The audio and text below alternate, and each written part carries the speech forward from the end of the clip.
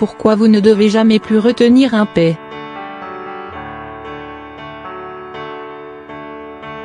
Péter en public est un acte considéré comme impoli et irrespectueux, surtout si l'odeur du paix est nauséabonde. C'est pourquoi, beaucoup de gens font tout ce qui est en leur possible pour le retenir avant qu'il ne cause leur humiliation publique. Mais savez-vous que, côté santé, il est déconseillé de retenir un paix, quelles que soient les circonstances? Voici pourquoi. Les paix ou flatulences sont un phénomène naturel qui consiste à libérer, par l'anus, les gaz qui se sont accumulés dans le tube digestif suite à une fermentation des aliments ou à une mastication trop rapide qui permet l'absorption d'une trop grande quantité d'air durant le repas. Ils sont généralement caractérisés par une odeur forte et désagréable et un bruit dû à la tension des muscles autour de l'anus, même si parfois ils peuvent passer inaperçus, silencieux et inodores. Quelles sont ces composantes?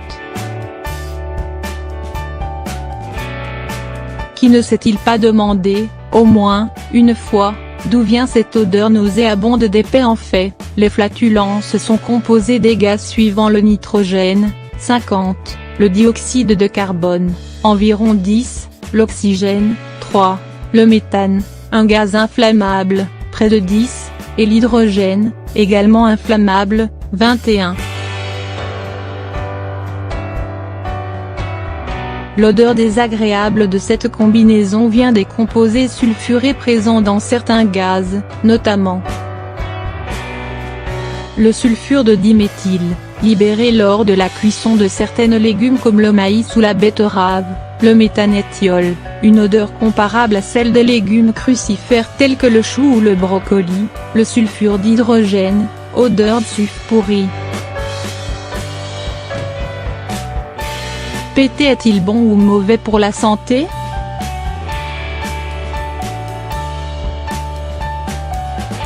Libérer des flatulences, environ 14 fois par jour, est un processus normal qui indique que votre système digestif fonctionne correctement et que vous avez un régime alimentaire sain, puisque les aliments qui provoquent les flatulences sont généralement les plus riches en fibres. Ces dernières sont connues pour leur capacité à améliorer la digestion, à réguler votre poids et à nourrir les bonnes bactéries bénéfiques de la flore intestinale. De plus, la présence des composés sulfurés, notamment le sulfure d'hydrogène, permet de préserver les mitochondries et de vous protéger des inflammations. Selon une étude menée par l'Université d'Exeter en Grande-Bretagne, le sulfure d'hydrogène est produit par les cellules stressées du corps afin de préserver les mitochondries qui représentent leur principale source d'énergie, et de les réparer suite aux dommages causés par le vieillissement, l'arthrite, le diabète, un AVC ou une insuffisance cardiaque.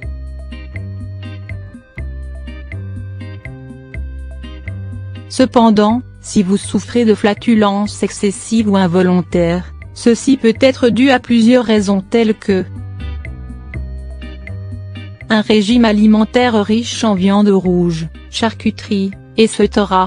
Une perturbation de la flore intestinale, SIBO, certaines intolérances alimentaires, fructose, lactose, gluten, etc. Des problèmes de santé, syndrome de l'intestin irritable, la maladie de Crohn, etc.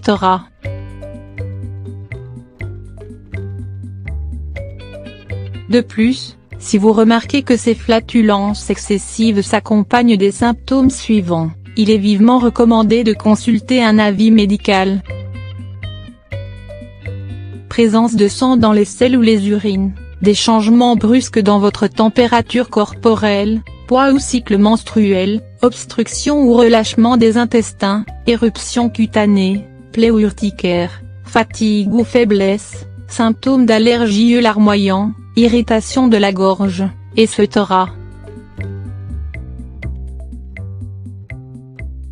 Pourquoi retenir les paix? Est-il déconseillé? Se retenir de péter et empêcher les gaz intestinaux d'être libérés peut avoir des effets négatifs sur votre santé. En effet, une équipe de 5 médecins danois et britanniques ont publié une étude dans le New Zealand Medical Journal, et qui conseille de ne jamais retenir cette flatulence, surtout en avion. En effet, en ne leur permettant pas de sortir, ces gaz s'accumulent au niveau des intestins et exercent une pression de plus en plus grandissante sur leurs parois. Non seulement, cette pression peut s'avérer très douloureuse, mais à la longue, elle peut être à l'origine d'une distension de l'intestin, et donc de l'apparition fréquente des troubles digestifs. De plus, en vous retenant, vous ne pourrez pas savoir si votre quantité de paix est normale ou excessive, surtout que cette donnée peut être révélatrice d'autres troubles ou maladies.